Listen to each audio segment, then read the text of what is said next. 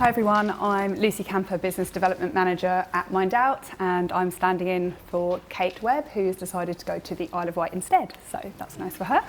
I don't know how many of you have heard of MindOut or know what we do, but we are an LGBTQ plus mental health service and charity. It's our 20th anniversary this year, which is very exciting, and I'm going to talk mostly about what we do, as Duncan's done a really great job of covering all this kind of stuff.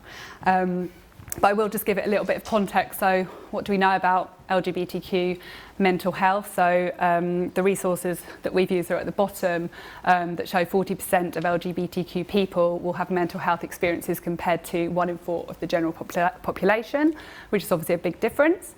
And it's a higher prevalence for those with intersectional identities and or social deprivation as well. So people of colour, people with disabilities, people living in poverty, obviously it's a lot worse for them. Gay and bisexual men are over 4 times as likely to have attempted suicide in their lifetime as heterosexual men. Obviously we know that for men it is the highest statistic anyway, so it's more for gay and bisexual men. And then depression, anxiety, substance use and self-harm are really high, really big issues in the community. And a trans mental health study found that around 53% of trans survey respondents had attempted suicide at least once, which is obviously a really high figure as well. And so why is this? Just briefly linked to experiences of discrimination, obviously, trans, bi and homophobia and bullying, which is often then internalised, leading to self-harming behaviours and substance misuse problems. If it's not outright discrimination, then regular microaggressions, things like misgendering, sometimes people not even realising that they're using the wrong terminology or language for somebody. A lack of positive role models. Obviously, we do have a lot of great role models now, but we could do with a lot more. And then historical legalised discrimination and pathologised identities, which is especially for 50 plus people. LGBTQ people, and also the socio-economic effect. More LGBTQ people are living in poverty. So LGBTQ people experience a huge range of health inequalities, with mainstream services lacking the capacity to meet their needs. Research shows that many LGBTQ people want specialist services in order to feel safe, and rejection and poor self-esteem are also common problems as well. So just a quote from one of our service users: "I have severe anxiety disorder and therefore I rarely leave my house except for going to work. I'm fairly certain the reason I rarely experience harassment anymore and haven't in the last year is simply because I go to great lengths to hide from it, not because there's been any great change.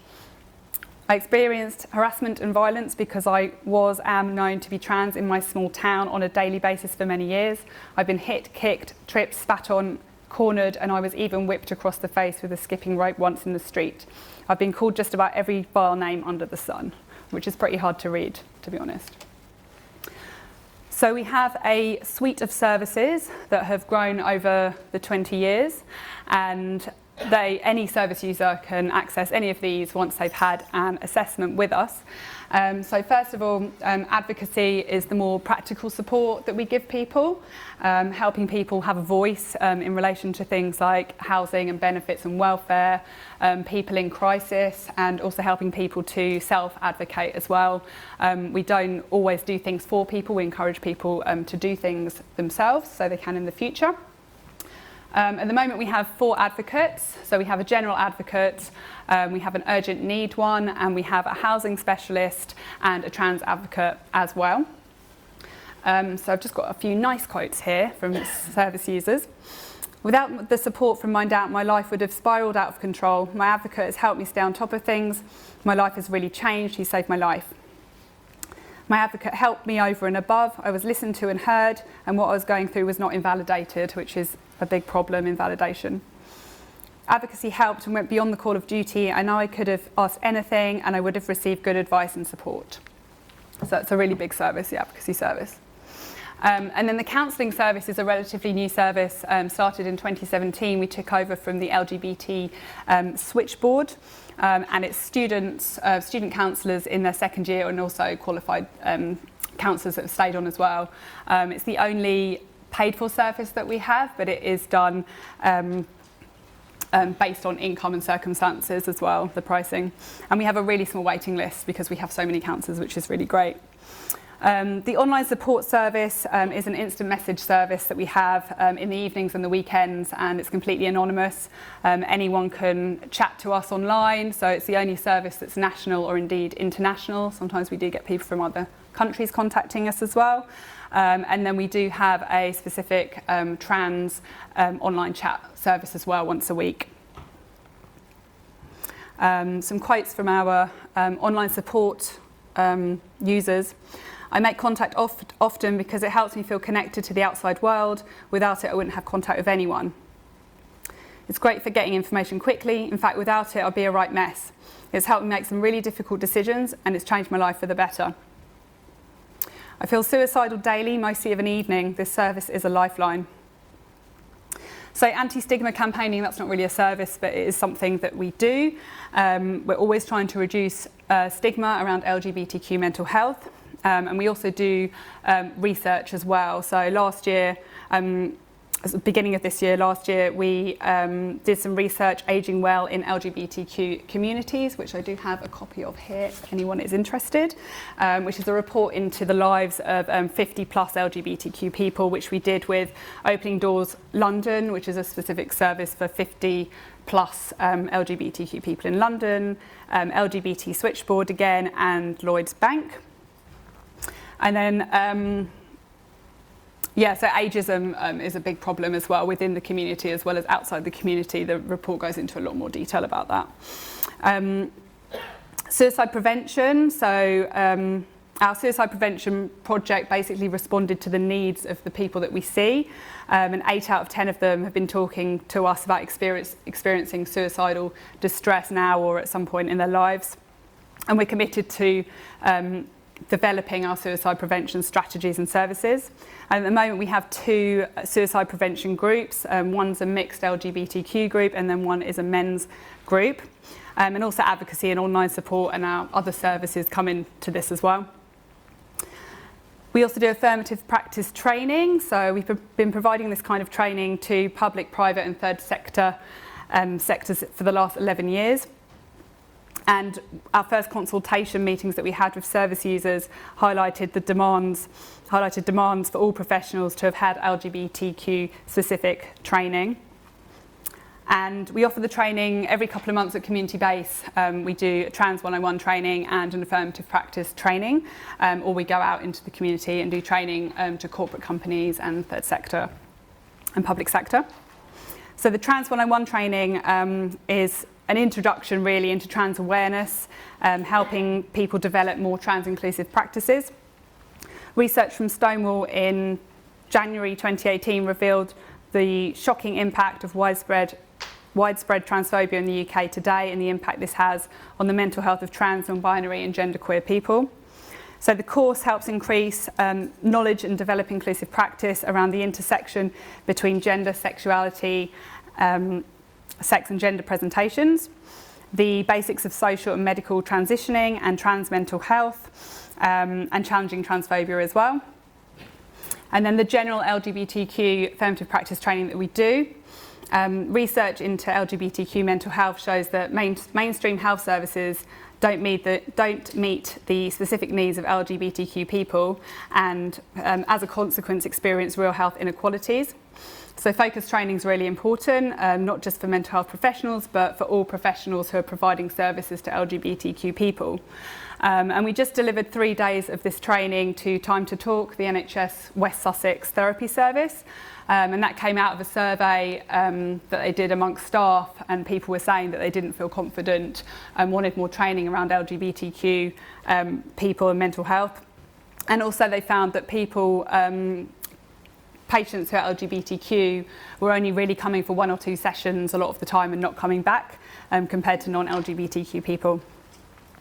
And then peer support, last but not least, we have lots of support groups, not just the suicide prevention one. And they're a really good opportunity for people to meet other people with similar problems. They know they're in a safe space, it's a supportive environment, people share coping strategies and it helps reduce isolation and loneliness. So we have the open group on a Thursday evening, which anyone can come along to once they've had a meeting with us. We have the Out of the Blue suicide prevention groups. We've got 2 of those now. We've got Work It Out, which is in the evening for people in employment. We've got 50 plus, women's, people of colour, under 30s, and these change and evolve based on what the service users want, really, because we're a service user-led charity and we take feedback from them. We have service user reps that feed back to us about what they need and what they want.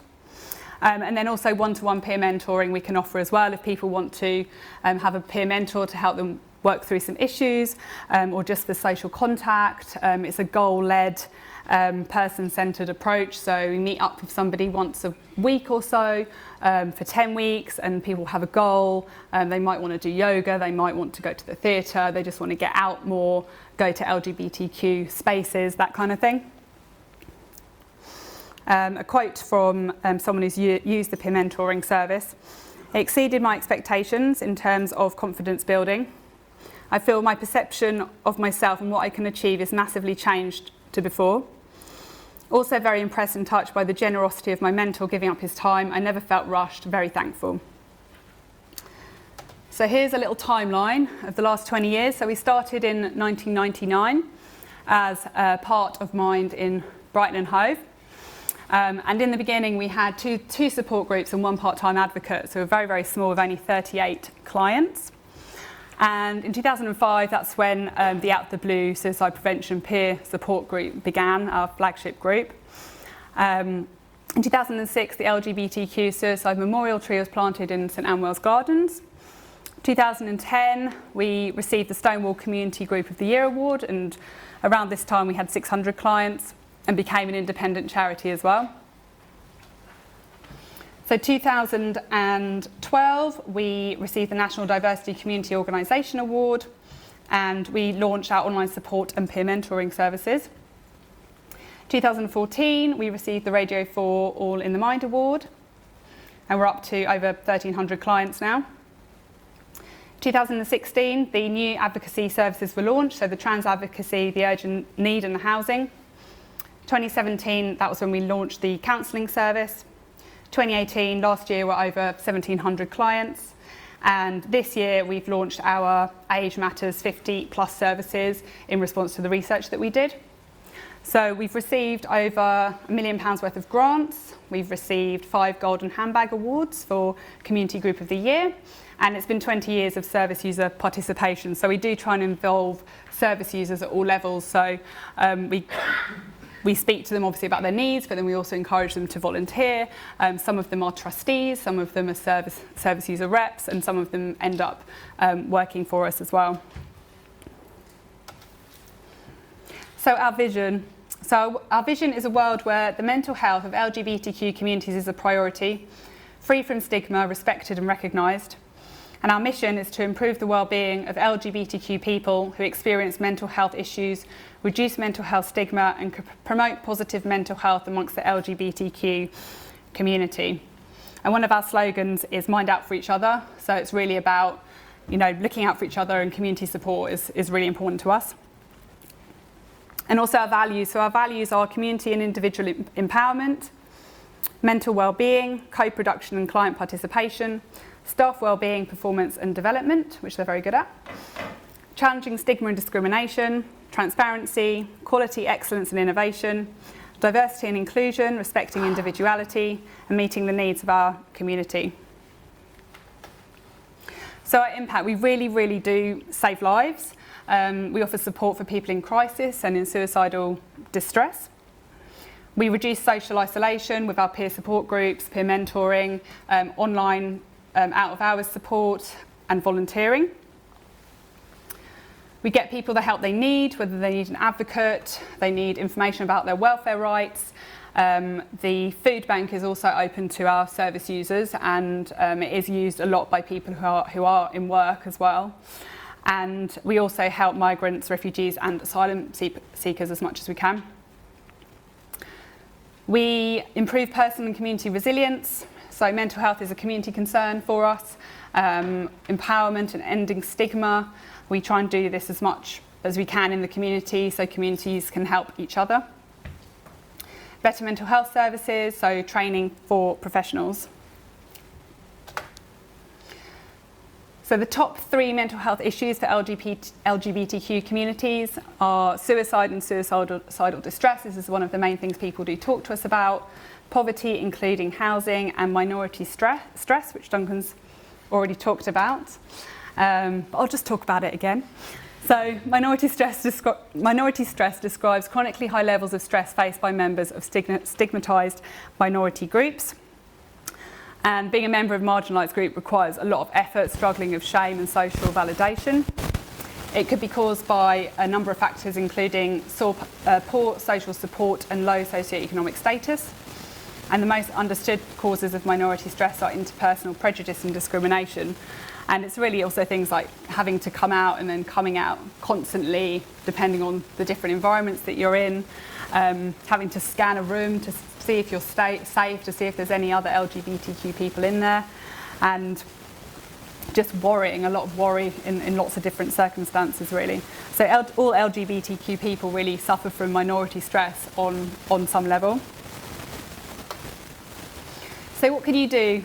We'd love it if you went and talked about LGBTQ mental health to people.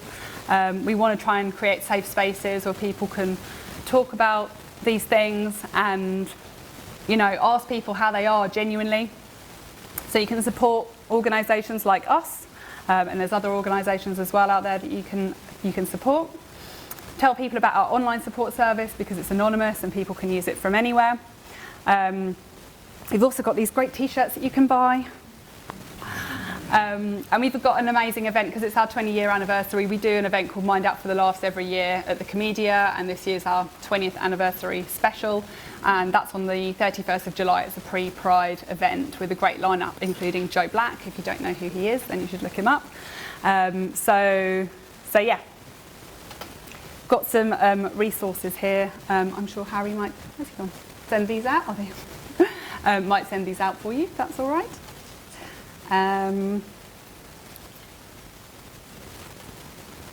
Yeah, that's it from me. So does anyone have any questions? Because I do actually have to run off. I can't stay for the panel. That's it.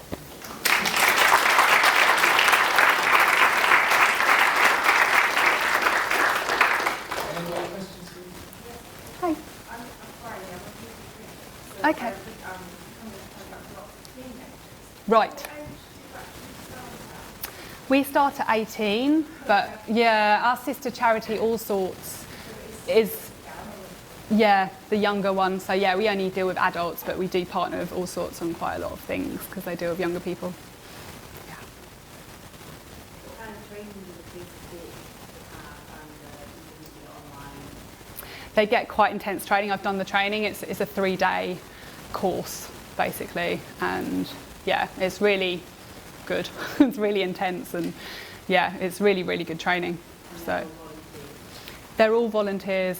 Yeah, all the people who do the online support and do the peer mentoring are volunteers, and a lot of people do both or switch between the two. But the training is excellent that they get, and the training that we also offer. We have the Trans 101 training is run by a trans guy called Rory who works for Switchboard, and I went to his training recently, and he is amazing. So. Yeah.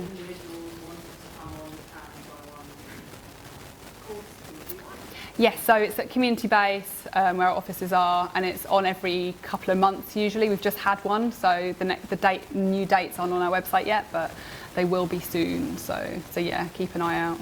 It's a half a day training. Is that it? Okay. Thank you very much. Thank you.